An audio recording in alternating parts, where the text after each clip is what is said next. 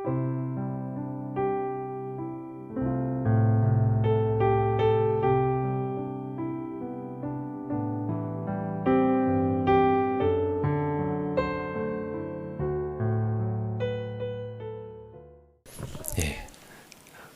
우리가 바울의 이 서신서들을 읽다 보면 이 우리의 신앙 여정을 달리기에 비유하는 이런 표현들 종종 만나게 됩니다. 그게 이제 당시 헬레니즘 문화권에서는 여러 가지 체육대회들이, 국제적인 체육대회들이 많이 열렸거든요. 요즘 올림픽의 전신이 되는 올림피아 제전 뭐 이런 걸 비롯해서 여러 가지 그런 큰 대회들이 많이 열렸는데 그런 대회 중에서 빠질 수 없는 종목이 바로 달리기였습니다.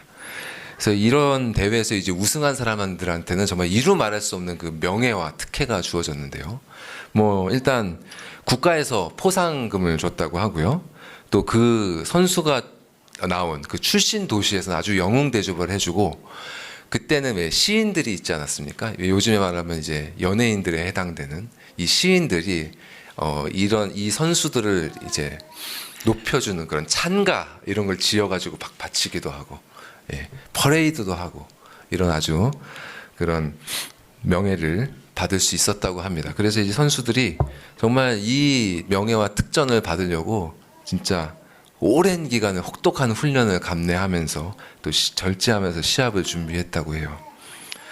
예, 이런 대회를 둘러싸고 벌어지는 이런 일련의 과정들이 이 사도 바울의 눈에는 굉장히 인상적으로 보였던 것 같습니다. 그래서 이 성도들을 권면하기 위해서 바울은 이 달리기와 관련된 은유를 자주 사용하는데요.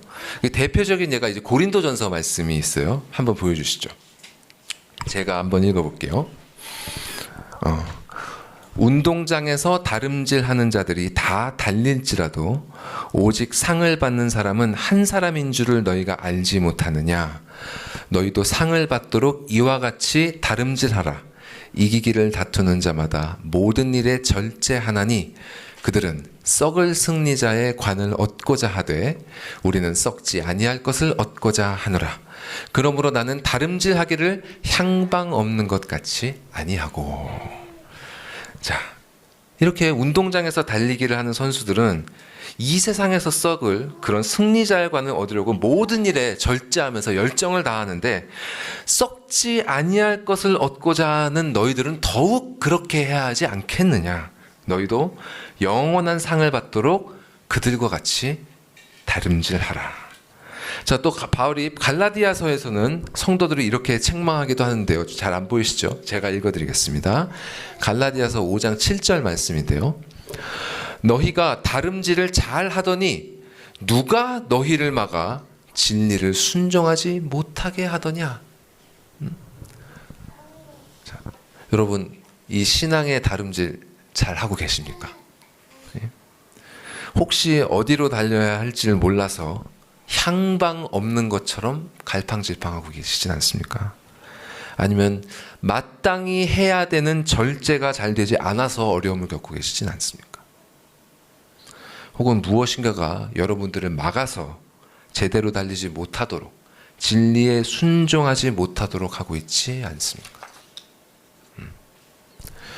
이 달리기를 비롯해서 어떤 운동이든지 그렇습니다만 혼자 하는 건 쉽지가 않아요. 어떤 훌륭한 본이 되는 사람이 그래도 있다면 우리는 그를 보면서 많은 신행착오를 줄일 수 있겠죠. 감사하게도 오늘 본문에서 바울은 이렇게 우리의 본이 되는 자로서 자신이 어떻게 이 신앙의 달리기를 하고 있는지를 우리에게 보여주고 있습니다. 그렇기 때문에 여러분이 정말 진지하게 이 여정을 하고 계시다면 이 본문 말씀이 여러분에게 실로 큰 도움이 될 것입니다. 성령께서 오늘 우리 앞서 아이들도 외웠지만 정말 우리 마음에 함께 계셔서 우리의 코치가 되셔서 이 말씀을 여러분에게 생각나게 하심으로 우리를 가르치시고 격려해 주실 것입니다. 자, 그럼 바울은 오늘 본문을 통해서 우리에게 무엇을 가르치고 있냐면 세 가지가 있는데요. 그는 첫 번째로 자신이 무엇을 목표로 향해 달리고 있는지, 그리고 두 번째로는 달리고 있는 자신에 대해서 스스로 어떻게 인식하고 있는지, 그리고 세 번째로 이러한 자신을 지금 여기 이렇게 인식되고 있는 이 자신을 어떻게 그 목표에 이르도록 실천하고 있는지 이렇게 세 가지를 얘기하고 있습니다. 자, 다시 정리하면 바울은 우리의 신앙이 지향해야 될 목표, 그리고 현재 자기 자신에 대한 인식, 다음에 지금 이곳에서 목표에 이르도록 하기 위한 구체적인 실천에 대해서 말씀합니다. 자, 그럼 하나씩 살펴볼게요. 자, 본문 말씀 보여주시죠. 자, 바울이 말씀하는 우리 신앙의 목표에 대해서 한번 보겠습니다. 자, 지난 말씀들 여러분 기억하시면 아시겠지만 이미 바울은 우리 신앙의 목표에 대해서 다양하게 표현해온 바가 있어요. 앞선 10절 말씀에서 저렇게 세 가지를 말씀했었죠. 지난 말씀인데요. 다시 한번 상기를 해볼게요. 그리스도를 아는 것, 그 부활의 권능을 아는 것, 그리고 그 고난에 참여함을 아는 것이라고 했습니다. 자, 그리스도를 안다는 것은 머릿속에 그분에 대한 지식을 넣는다는 게 아니라 그분과 인격적으로 알고 사랑으로 교제한다는 뜻이죠. 그리고 그 부활의 권능을 안다는 것은 죄로 죽었던 내 영혼이 다시 살아났음을 회심을 통해서 경험하고 또 매일매일 이 죄된 본성을 죽이고 새 생명으로 살아나는 그 성화의 과정을 통해서 부활의 능력을 매일매일 경험한다는 뜻입니다. 그리고 이렇게 성화의 과정을 겪어 나가다 보면 성도는 자연스럽게 그 고난의 참여함이 무엇인지 알게 되는 것이죠. 그리스도처럼 마귀의 시험을 말씀으로 이겨내는 삶을 살아갑니다. 사람이 떡으로만 사는 것이 아니요 하나님의 입에서 나오는 모든 말씀으로 사는 것이다. 자, 그래서 우리가 지난 2주 동안 배우지 않았습니까? 요한복음 6장을 통해서 이 지식을 깨닫는 것이 곧 영생하도록 있는 양식이고 생명의 떡이신 그리스도를 먹는 것입니다. 이 육신의 생명이 생존을 위해서 먹으려는 본성이 있는 것처럼 이 거듭난 새 생명의 이 영혼은 그리스도를 또 그 부활의 권능을 그 고난의 참여함을 알고자 하는 본성이 있습니다. 이 본성을 따라서 이 본성을 쫓아서 그분을 향해 달려나가는 것이 바로 신앙이에요. 이렇게 그리스도야말로 우리 신앙의 목표가 되시고 또 오늘 본문의 표현대로 하면 이 그리스도가 바로 우리의 표대가 되는 것입니다. 자, 이 목표에 대해서 본문이 이렇게 말씀하죠. 12절에 오직 내가 그리스도께 잡힌 바 된 그것을 잡으려고 달려가노라. 말이 재밌죠? 내가 그리스도께 잡힌 바 된 그것, 내가 그리스도께 잡히는 것, 그것이 바로 내가 달려가서 잡아야 될 목표라는 거죠. 자, 여기서 이 잡는다는 이 원어는 확 잡아채는 것, 또 단호하게 또 확고하게 움켜쥐고 자신의 것으로 만든다, 또 확실하게 내 머릿속에 갖고 있는다, 확실하게 안다, 이런 뜻이 있습니다. 그러니까 그리스도께서 우리를 잡는다는 말은 뭐냐? 우리가 그리스도께서 친히 아시는 그분의 확실한 소유가 된다는 말이에요. 그분이 그냥 우리를 소유로 갖고 계신다는 게 아니라 정말 그분이 아는 소유가 된다는 것입니다. 우리가. 자, 이와 관련해서 예수께서는 우리를 양에 비유해서 말씀하신 바가 있어요. 자, 요한복음 10장에서 예수께서는 당신을 믿지 못하는 유대인들에게 이렇게 말씀하신 적이 있습니다. 자, 요한복음 10장 27절에서 29절 말씀인데요. 제가 읽어볼게요. 내 양은 내 음성을 들으며 나는 그들을 알며 그들은 나를 따르느니라. 내가 그들에게 영생을 주노니 영원히 멸망하지 아니할 것이요 또 그들을 내 손에서 빼앗을 자가 없느니라. 그들을 주신 내 아버지는 만물보다 크심에 아무도 아버지 손에서 빼앗을 수 없느니라. 그리스도께서는 당신의 양들을 아십니다. 아무도 그들을 그분의 손에서 빼앗을 수 없어요. 만물보다 크신 아버지와 만물의 왕이신 그리스도가 그들을 소유하고 계시기 때문에 그 어떤 존재도 그들을 건드릴 수 없습니다. 이 양들은 이렇게 그분의 소유로서 그분의 음성을 듣고 그분을 따라갑니다. 이것이 바로 신앙이고 그분과 우리의 관계예요. 우리가 그리스도께 잡힌 바 된다는 의미가 바로 이것입니다. 그런데 여기서 우리가 놓치지 말아야 될 포인트가 하나 있는데요. 그거는 오늘 말씀의 이 원문이 다른 식으로도 번역될 수 있다는 말입니다. 자, 한번 보여주실까요? 자, 보시면 밑에 부분이 좀 안 보이실 텐데, 자, 우리가 보는 이 개역 성경은요, 위에 있는 저 NIV 번역이랑 같이 내가 그리스도 예수께 잡힌 바 된 그것을 잡으려고 달려간다, 이렇게 번역했습니다. 근데 이 ESV라는 번역은요, 이렇게 하고 있어요. Because Christ Jesus has made me his own. 그러니까 그리스도께서 나를 그의 것으로 삼으셨기 때문에 내가 그것을 잡으려고 달려간다. 인과관계입니다. 그리스도께서 나를 잡으셨기 때문에 내가 그것을 잡으려고 달려간다. 그래서 최근에 나온 새 한글 성경이라는 성경이 있는데요. 거기서는 이렇게 번역해요. 다만 그것을 붙잡으려고 뒤쫓아 가고 있습니다. 그것을 위해 그리스도 예수님이 나를 붙잡으셨기 때문입니다. 자, 이 두 가지 해석 중에 어느 것이 옳다고 말할 수가 없어요. 예. 어느 것을 prefer하는, 학자들마다 prefer하는, 더 좋아하는, 선호하는 해석이 있습니다만, 원문은 이 두 가지 해석이 다 가능합니다. 그리고 이 두 가지 해석 모두가 성경 전체의 지지를 받습니다. 자, 사람은요, 절대로 자기 스스로의 힘으로 그분을 잡을 수가 없어요. 그분께서 먼저 나를 붙잡으셨기 때문에 내가 그분을 붙잡을 수 있습니다. 그분께서 먼저 나를 소유로 삼으셨기 때문에 내가 그분의 소유된 양으로서 목자인 그분을 따라갈 수 있는 것입니다. 에베소서 1장에서 이렇게 말씀하셨잖아요. 창세전에, 이 세상을 창조하시기도 전에 그리스도 안에서 하나님께서 우리를 택하셨습니다. 또 요한 1서에서는 이렇게 말씀하셨죠. 그가 먼저 우리를 사랑하셨기 때문에 우리가 하나님을 사랑할 수 있고 이웃을 사랑할 수 있는 것입니다. 그가 먼저 우리를 사랑하셨기 때문에.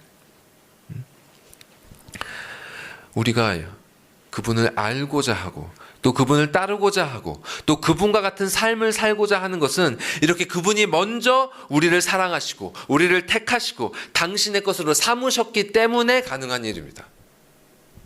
그분이 먼저 우리를 이렇게 삼으시지 않으면, 우리를 택하시지 않으면 우리는 절대로 그분을 알려고도 하지 않고 사랑하려 하지 않고 따를 수도 없는 것입니다. 이렇게 그분의 소유가 된 자로서 나도 그렇게 그분을 소유하고자 쫓아가는 것, 그것이 바로 우리의 신앙이에요. 여러분 어떤 목적을 향해 지금 달려가는 삶을 살고 계십니까? 여러분에게 주어진 그 한정된 시간 속에서 여러분의 발걸음은 지금 어디를 향하고 계세요? 영원하신 그리스도를 향하고 계십니까? 아니면 결국 허무하게 사라질 것들을 쫓아가고 계십니까? 다른 사람들이 밖에서 우리를 보기에는 우리가 뭐 상당히 잘 살아가는 것처럼 보일 수도 있어요. 하지만 우리 자신은 압니다. 하루 24시간 동안 나의 눈과 귀가 무엇을 향해 있는지, 나의 생각이 주로 무엇으로 채워져 있는지, 내 마음의 중심에 무엇이 자리를 하고 있는지 나는 알아요. 이 질문 앞에 내 발걸음은 그리스도를 향하고 있습니다. 내 마음은 그리스도로 채워져 있습니다. 이렇게 자신 있게 말할 수 있습니까? 우리가 이 엄중한 말씀 앞에 자신을 바르게 점검한다면 오늘 본문의 사도 바울처럼 이러한 자기 인식을 가지는 것이 마땅할 것입니다. 자, 12절에서, 오늘 본문 12절에서 바울이 이렇게 고백합니다. 내가 이미 얻었다 함도 아니고 온전히 이루었다 함도 아니라.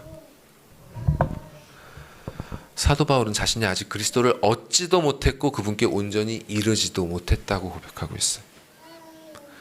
바울의 삶이 참 우리랑 비교할 수도 없는 삶이죠. 그는 그리스도를 향해 달려가는 일로 자신의 시간을 가득 채웠습니다. 우리가 빌립보서 1장에서 이미 본 것처럼 그는 그리스도를 너무나 사모한 나머지 차라리 이 세상을 떠나서 그리스도와 함께 있는 것이 훨씬 더 좋은 일이라 내가 그렇게 하고 싶다, 이렇게까지 고백한 사람이었어요. 그런데 그런 바울마저도 내가 아직 그리스도를 얻지 못했다, 그분께 이르지 못했다, 이렇게 말하고 있는 것입니다. 여러분은 지금 그분을 얼마나 알고 계십니까? 그리스도에 대해서, 그 부활의 권능에 대해서, 그 고난의 참여함에 대해서 여러분 얼마나 알고 계십니까? 여러분이 지금까지 알게 된 것이 결코 다가 아닙니다. 하나님을 사랑하고 이웃을 사랑하는 삶에 대해서 여러분 얼마나 경험하셨습니까? 여러분이 지금까지 경험했던 그것이 결코 다가 아니에요. 우리 중 그 누구도 우리가 마땅히 얻어야 할 만큼 그분을 얻지 못했고, 우리가 마땅히 이루어야 할 만큼 이루지 못했습니다. 그래서 바울은 13절에서 거듭 이렇게 말씀합니다. 나는 아직 내가 잡은 줄로 여기지 아니한다. 그리스도께서는 나를 온전히 잡으셨지만 나는 아직 그분을 잡아야 할 만큼 붙잡지 못하고 있다. 근데 신앙생활을 하면서 우리가 이 안온한, 이 평온한 삶을 살면서 이 사실을 잊어버리는 경우가 너무나 많아요. 어떤 사람들은요, 신앙생활 하면서 이 진리의 작은 부분을 조금 깨달았다는 것만으로도 이미 그리스도를 얻은 것처럼 여기는 경우가 있습니다. 이 진리를 알았으면 그 진리를 향해 진실로 그 영혼이 나아가야 되는데, 아는 것에만 힘을 쏟고 정작 자신의 영혼은 한 걸음도 그 진리를 향해 움직이려고 하지 않는 그런 사람들이 있습니다. 또 어떤 사람들은 기도 중에 혹은 찬송 중에 은혜와 감동을 조금 경험한 것을 가지고 자신이 이미 그리스도를 얻은 것처럼 생각해요. 그러나 그런 사람들은 대부분이 자기의 주관적인 느낌에 빠져 있습니다. 그래서 처음에는 경건하게 신앙생활 잘하는 것처럼 보이지만 시간이 가면, 날이 갈수록 결국 말씀이 보여주는 그리스도가 아니라 엉뚱한 방향으로 나가는 사람들이 적지 않습니다. 또 이보다 조금 더 나은 부류들이 있죠. 이 아는 것과 감정을 넘어서서 경건의 실천을 어느 정도 이뤄낸 사람들이 있습니다. 그런 사람들 중에 대표적인 사람이 누구냐? 성경에 나오는 부자 청년이에요. 그 청년이 예수께 이렇게 물었습니다. 이 모든 것을 내가 지키었사온데 아직도 무엇이 부족하니까?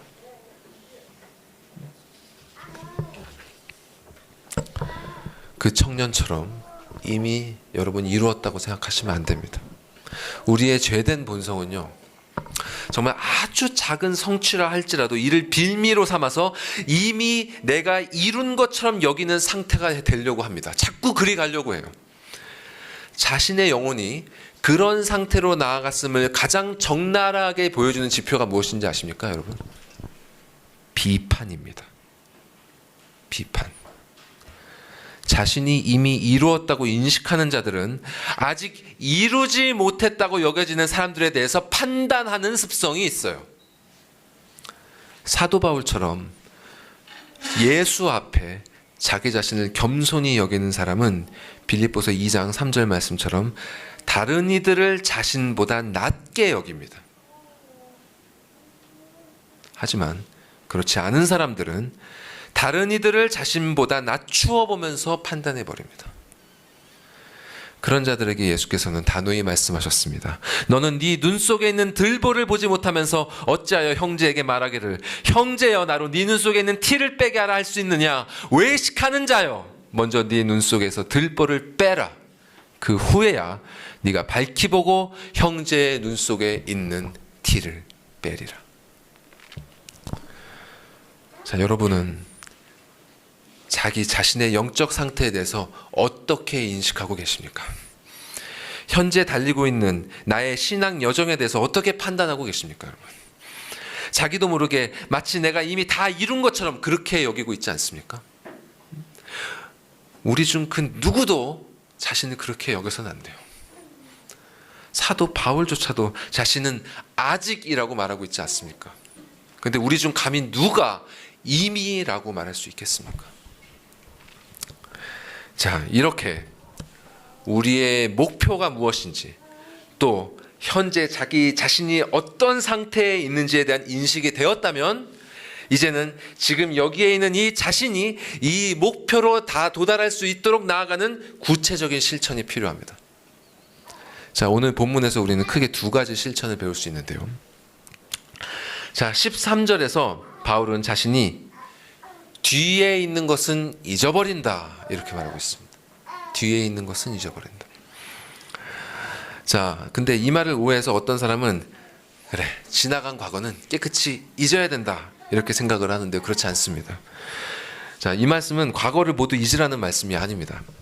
오히려 성경은 과거를 잊지 말고 기억하라고 명령합니다. 자, 다음 말씀 보여주실까요?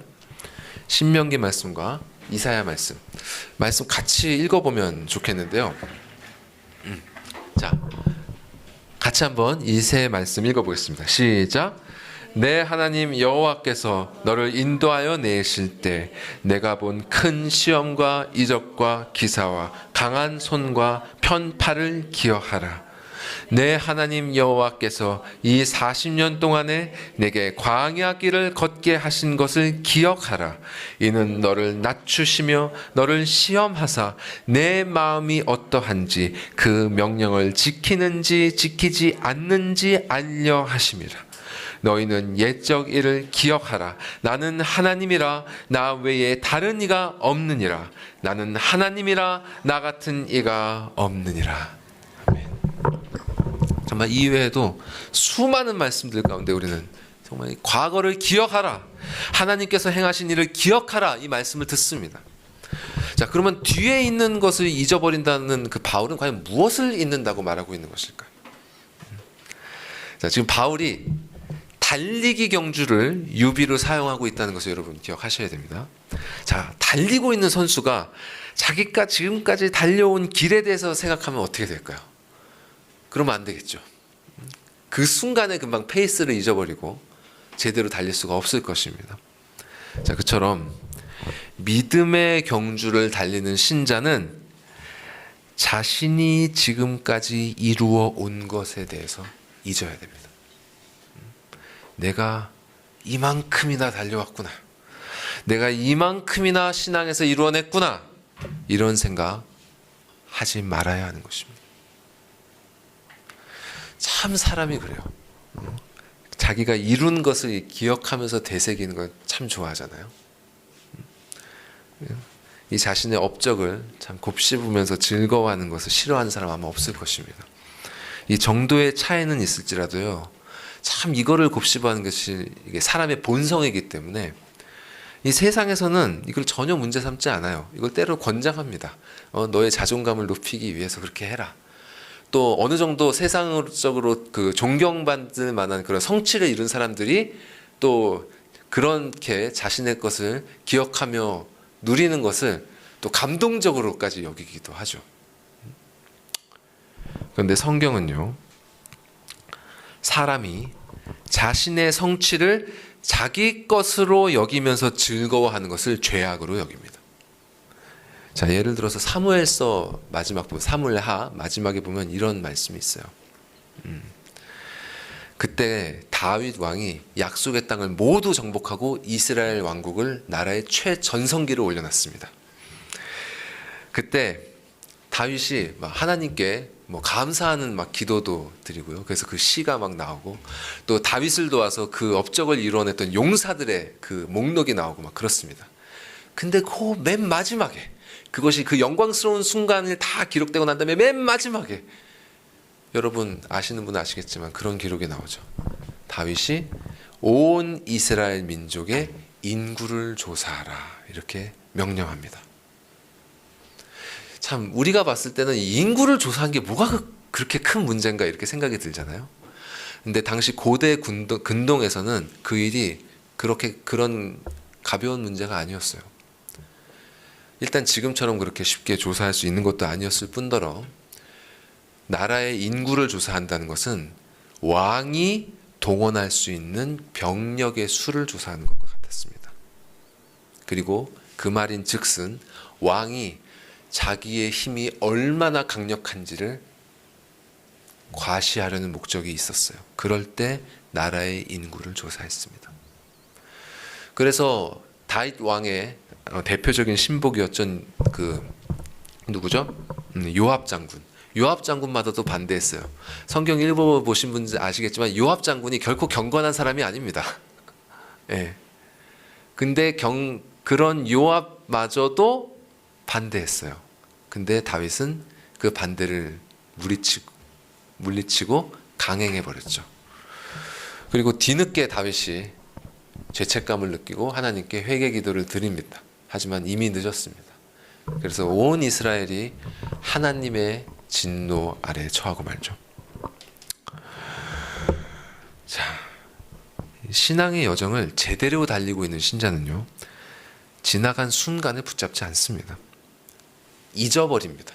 근데 여기서 잊어버린다고 했을 때 그 잊는다는 거는 수동적으로 잊혀진다는 게 아니에요. 시간이 지나서 저절로 잊혀진다는 게 아니라 능동적으로 삭제한다는 뜻입니다.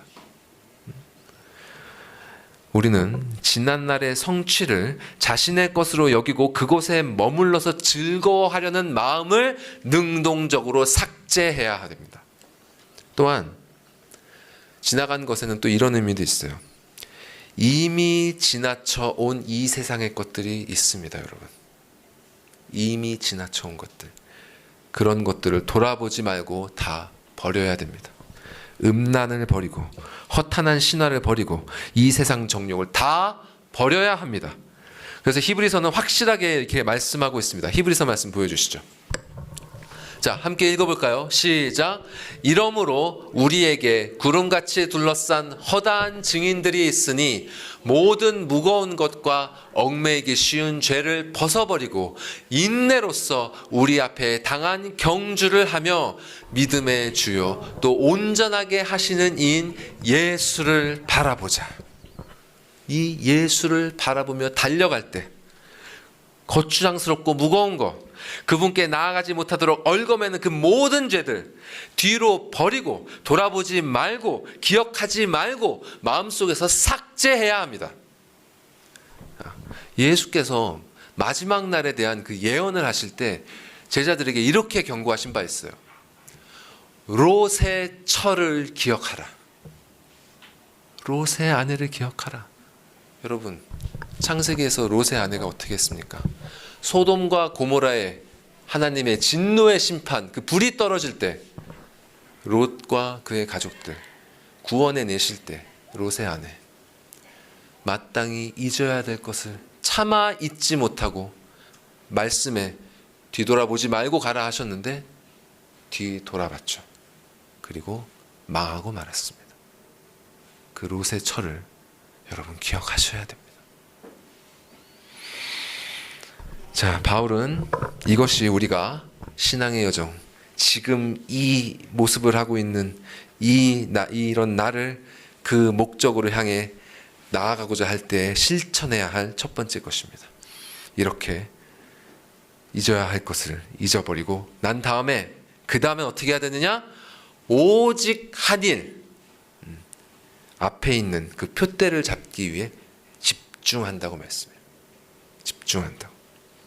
자, 근데 이렇게 표대에 제대로 집중하기 위해서 여러분 먼저 고려해야 될 것이 무엇이냐? 우리의 이 달리기가 단거리가 아니라 장거리라는 사실입니다. 예. 자, 다음 말씀들도 한번 보여주시죠. 자, 이 세 구절 말씀 또 같이 읽어볼게요. 시작. 땅이 스스로 열매를 맺되 처음에는 싹이요 다음에는 이삭이요 그 다음에는 이삭의 충실한 곡식이라. 너희 안에서 착한 일을 시작하신 이가 그리스도 예수의 날까지 이루실 줄을 우리는 확신하노라. 그러므로 형제들아 주께서 강림하시기까지 길이 참으라. 보라, 농부가 땅에서 나는 귀한 열매를 바라고 길이 참아 이른 비와 늦은 비를 기다리나니 너희도 길이 참고 마음을 굳건하게 하라. 주의 강림이 가까우니라. 자, 여러분 읽으신 것처럼 참 싹이 이삭이 되고 곡식이 되는 일에 시간이 필요하듯이 우리의 신앙의 성장에서 목표에 도달하는 데는 평생이라는 시간이 필요합니다. 우리 안에서 이미 이 착한 일을 시작하셨잖아요. 이게 언제 이루어진다고요? 그리스도 예수의 날에. 그 마지막 날에 가서야 이 일이 완성됩니다. 그렇기 때문에 우리는 야고보서 말씀처럼 어떻게 해야 됩니까? 길이 참아야 됩니다. 길이. 끝날 때까지 끝난 게 아니에요. 바울은 이 경주를 빨리 끝내고, 바울도 힘들었나 봐요. 정말 빨리 끝내고 주님과 함께 있기를 원했지만 그럼에도 불구하고 계속 이 경주를 하게 하시는 주님의 뜻에 따랐습니다. 참으로 이 과정을 견디는 게 어려워요. 가다 보면 뒤에 것은 잊어버리라고 했는데 잊지를 못합니다. 계속 반복되는 죄를 짓죠. 똑같은 실패 계속합니다. 같은 길, 같은 함정 계속 빠져요. 하지만 끝날 때까지 끝난 것이 아닙니다. 주께서 지금 우리에게 아직 호흡을 붙여주셨다는 것은 이 경주가 아직 끝이 아님을 알려주고 있는 것입니다. 우리가 그래서 이 호흡을 다할 때까지 그래도 포기하지 말고 다시 일어나서 이 경주를 달려야 됩니다. 주께서 반드시 그 표대에 여러분을 이르게 하실 것입니다. 여러분 길이 참으면서요 달리십시오. 자, 이렇게 표대를 바라보면서 달려감에 있어서 또 하나 중요한 게 뭐가 있냐면, 우리가 향해야 될 이 표대하고요, 우리가 보상을 혼동해서는 안 된다는 것입니다. 이 달리기 선수가 경기 중에 바라봐야 될 것은 그가 통과해야 되는 그 결승점이잖아요. 근데 그가 받아야 될 면류관이 아닙니다. 근데 우리 신앙 여정 중엔 자꾸 이걸 혼동할 때가 많죠. 우리가 바라봐야 될 표대는 그리스도인데 그분을 붙잡음으로 말미암아서 얻게 되는 보상에 우리는 더 관심을 가지는 경우가 많습니다. 예를 들어서 그리스도를 발견함으로 얻게 되는 지혜랄지, 또 그분을 붙잡게 됐을 때 누리게 되는 기쁨이랄지, 그분을 의지함으로써 얻게 되는 평안이랄지, 이런 것들에 더 마음이 쏠려요. 그러나 그런 거는 먼저 우리가 그리스도를 구할 때 참으로 얻어지는 것이지, 우리가 지혜 자체, 기쁨, 또 평안, 이런 것 자체를 구할 때 얻어지는 게 아닙니다. 그런즉 먼저 그의 나라와 그의 의를 구해야 되는 것입니다. 그래야만 이 모든 것을 너희에게 더해 주시는 것이죠. 그의 나라, 그 나라의 왕이요, 그의 의, 하나님의 의로움이신 예수 그리스도를 구해야만 다른 모든 것이 여러분께 더해지는 것입니다. 그렇지 않으면 우리는 마땅히 달려야 될 그 경로를 이탈하고 말아요. 여러분, 너무 평안을 구하지 마십시오. 너무 기쁨을 쫓아가지 마십시오. 딴 데로 가게 됩니다, 여러분.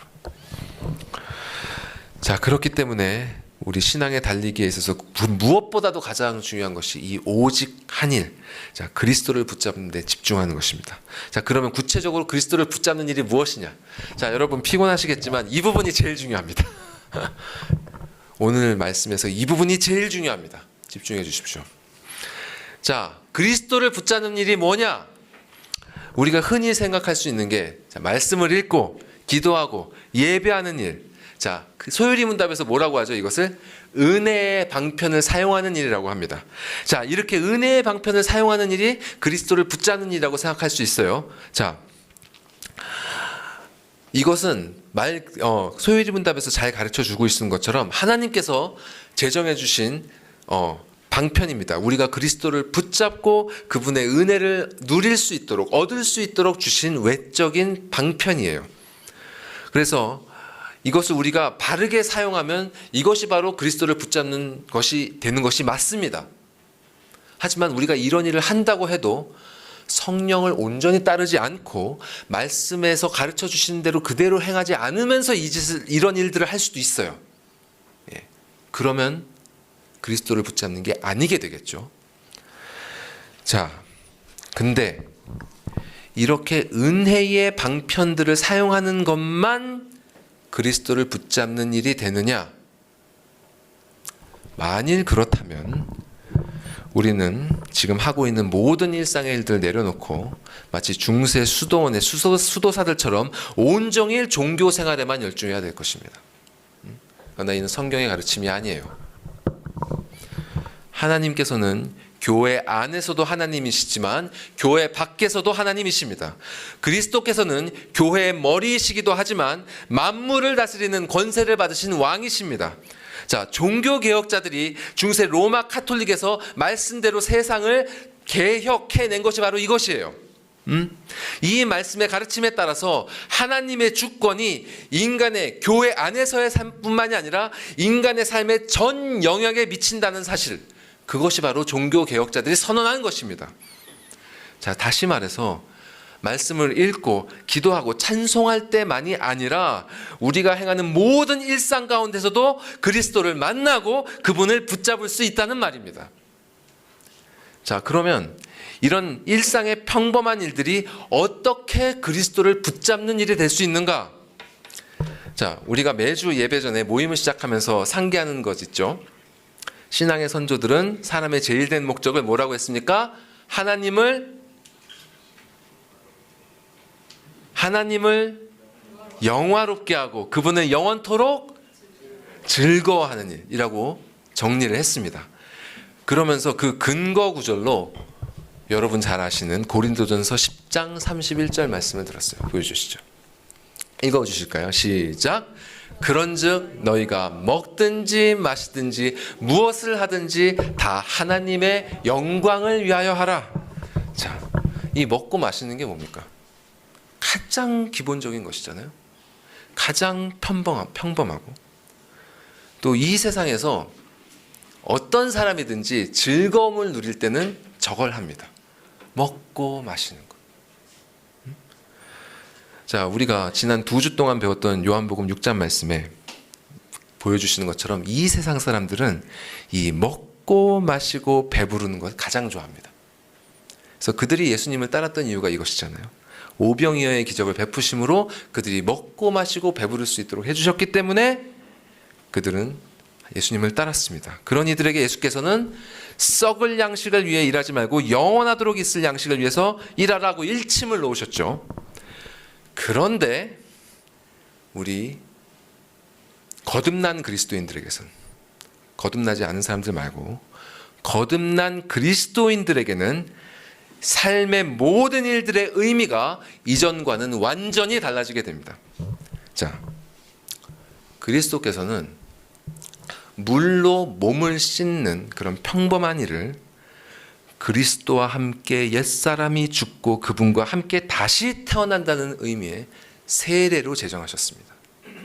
또 떡을 먹고 포도주를 마시는 이 평범한 식사를 당신의 살과 피를 먹음으로 마심으로 그분과 연합하게 됨을 의미하는 성찬으로 제정하셨어요. 자, 물론 몸을 씻는 모든 행위가 세례가 아니고 우리가 먹는 모든 식사가 성찬이 될 수 없습니다. 그거는 그리스도의 몸된 교회가 공식적으로 말씀에 따라 행할 때 그런 의미를 가지게 되는 것이에요. 그러나 그리스도께서 이렇게 이 평범한 일들의 새로운 의미를 부여하신 것처럼 참된 신자들에게는 일상에서 행해지는 이 모든 일들의 의미가 이전과는 완전히 달라지게 됩니다. 세상 사람들의 먹고 마심은 그들의 죄와 죽음을 먹고 마심이지만 신자는 그들이 먹든지 마시든지 무엇을 하든지 간에 다 하나님의 영광을 위한 일이 될 수 있는 것입니다.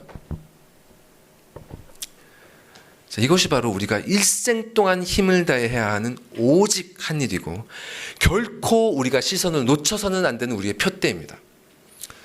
자, 우리가 행하는 모든 일에 있어서 우리는 오직 하나님의 영광을 위해서 해야 돼요. 직장에서 일을 하든지 집에서 살림을 하든지 우리는 그 일들 속에서 그리스도를 발견해야 됩니다. 이웃을 만나든지 고객을 만나든지 간에 그리스도를 만나서 그분께 하듯 해야 돼요. 공부를 하든지 또 운동을 하든지 설거지를 하든지 운전을 하든지 우리는 그리스도께 붙잡혀서 해야 되고 또 그 일들 가운데서도 우리가 그분을 붙잡으려고 노력해야 되는 것입니다. 자, 여러분 이 이야기가 어떻게 들리십니까? 뭔 말이야 저게? 이게 추상적이고 뜬구름 잡는 얘기처럼 들리십니까? 결코 그렇지 않습니다, 여러분. 이것만큼 구체적인 신앙의 실천이 없어요. 다음 말씀 보여주시죠. 죄송합니다. 뒤로 다시 돌아가 주시면 디모데전서 말씀. 디모데전서 말씀 같이 읽어볼까요? 시작. 혼인을 금하고 어떤 음식물은 먹지 말라고 할 터이나 음식물은 하나님이 지으신 바니 믿는 자들과 진리를 아는 자들이 감사함으로 받을 것이니라. 하나님께서 지으신 모든 것이 선함에 감사함으로 받으면 버릴 것이 없나니 하나님의 말씀과 기도로 거룩하여 짐이라. 아멘. 자, 이 본문 말씀은 또 깊이 보면 굉장히 또 많은 시간이 필요하겠지만 간략하게 이렇게 말씀드리겠습니다. 자, 이 믿지 않던 사람이 신앙을 가지게 되면 달라지는 것 중에 하나가 뭐냐면 식사를 하기 전에 기도를 하게 된다는 거예요. 왜냐하면 믿지 않는 사람의 식사와 믿는 사람의 식사는 그 의미가 완전히 다르기 때문입니다. 불신자의 식사는 무엇이냐? 자신의 노력으로 성취한 열매를 누리는 것입니다. 내가 열심히 돈을 벌어서 마련한 음식이기 때문에 마땅히 누릴 보상을 받는 거예요. 하지만 신자의 식사는 그렇지 않죠. 자신이 일해서 마련하긴 했으나 이 모든 것이 하나님의 은혜가 아니면 이루어질 수 없다는 것을 알기 때문에 이 음식이 자신이 마땅히 누릴 바가 아니라 그저 감사함으로 받아야 된다는 것을 아는 것입니다. 그렇기 때문에 신자는 식사에 앞서서 경건하게 기도합니다. 그리고 그렇게 기도를 하고 그 마음으로 음식을 즐거워함으로써 그는 하나님을 영화롭게 하고 그분을 즐거워하는 목적으로 나아갑니다. 이렇게 말씀으로 해석하고 감사의 기도로 받는 음식은 그저 어차피 죽을 몸에 영양을 공급하는 그저 썩을 양식 먹는 것 이런 일에 그치는 것이 아니라 이 땅에서 하나님의 은혜를 경험하는 영의 양식이 되는 것입니다. 이것이 바로 하나님께서 지으신 모든 선한 것들을 감사함으로 받고 말씀과 기도로 거룩하게 하는 원리입니다. 이렇게 모든 일에 대하여 말씀으로 해석하고 감사함으로 받아야 되고 또 말씀으로 바라보고 또 그거로부터 나오는 우리의 소원을 올려드려야 합니다. 이 일이 실로 우리가 살아가는 모든 영역에서 이루어져야 돼요. 여러분 기억나실지 모르겠지만 작년 우리 수련회 갔을 때 제가 음악으로 바라보는 기독교 세계관이라는 강의 하지 않았습니까? 이 내용입니다. 제가 공부했던 음악을 말씀으로 해석하고 바라봤던 것처럼 여러분이 계신 영역 안에서 여러분이 하고 계신 일 그것들을 말씀으로 바라보셔야 돼요. 여러분이 직장에서 하는 일이 하나님 앞에서 무슨 의미가 있는지 또 내가 왜 이 공부를 하고 있는지 이 공부가 하나님 앞에 무슨 의미가 있는지 또 내가 어떤 마음과 자세로 이 일들을 행해야 하는지 우리는 말씀에서 이것을 배워야 됩니다. 그렇게 할 때 우리는 실로 감사함으로 받지 못할 일이 없고 하나님께 영광 돌리지 못할 일이 없음을 알게 되는 것입니다. 이것을 하기 위해서 먼저 필요한 것은 여러분 말씀을 묵상하고 기도하는 은혜의 방편으로 삶의 중심을 잡으셔야 됩니다. 절대로 그 일을 놓치지 마시기 바랍니다, 여러분. 절대로. 그래서 매일매일 그렇게 하는 그 시간에 여러분 삶의 모든 영역의 표대가 그리스도가 되도록 재조정하십시오. 그런 다음에 여러분 실전으로 들어가서 언제 어디서 무엇을 하건 간에 그리스도를 발견하고 그곳에서 그분을 쫓아가고 그곳에서 그분을 붙잡으십시오. 이것이 바로 우리가 아직 이 호흡을 허락받은 이유이고 이 세상에 여러분이 남아있는 목적입니다. 창조주께서 단 한 번 살도록 하신 이 삶, 그분의 목적대로 살아야 되지 않겠습니까? 자, 말씀을 맺도록 하겠습니다. 자, 그리스도를 표대로 삼고 그리로 달려가는 이유는 그분께서 예비하신 이 부름의 상을 얻기 위해서입니다. 우리가 이 자리에 멈춰 있지 않고 달려가는 삶을 살아야 하는 이유가 그분이 부르셨기 때문이에요. 이리로 나오라 하니까 우리가 달려가는 것이죠. 그래서 그 영이 오늘 아이들 외운 말씀처럼 우리 마음 안에 오셔서 우리를 그리로 가도록 밀어주십니다. 그리스도의 발자취를 따르게 밀어주십니다. 그분이 먼저 우리를 사랑하셨고 택하시고 붙잡으셔서 끌어당기시니까 우리가 그분의 목소리를 알아들을 수 있게 되어서 그분을 붙잡으려고 달려나갑니다. 그래서 마침내 우리에게 주어진 호흡을 다하고 이 경주를 마쳤을 때 우리는 비로소 그토록 영원토록 우리가 원했던 그분과 함께 있을 수 있게 되는 것이죠. 그래서 바울은 고린도전서 1장 9절에서 이렇게 말씀했습니다. 제가 읽을게요. 너희를 불러 그의 아들 예수 그리스도 우리 주와 더불어 교제하게 하시는 하나님은 미쁘시도다. 그리스도와 더불어 교제하는 것, 이것이 바로 부름의 상입니다, 여러분. 이 땅에서 우리가 향해야 될 표대도 그리스도이시고 그 경주 끝에 우리에게 주어질 부름의 상도 그리스도십니다. 여러분, 진실로 여러분의 영혼이 이 부름의 상을 갈망하시기를, 정말 사모하시길 간절히 바랍니다. 그런 마음이 여러분에게 아직 없다면 그건 아직 그리스도를 모르시기 때문이에요. 여러분, 그리스도가 얼마나 귀하신지, 정말 얼마나 위대하신지 여러분 아시기 바랍니다.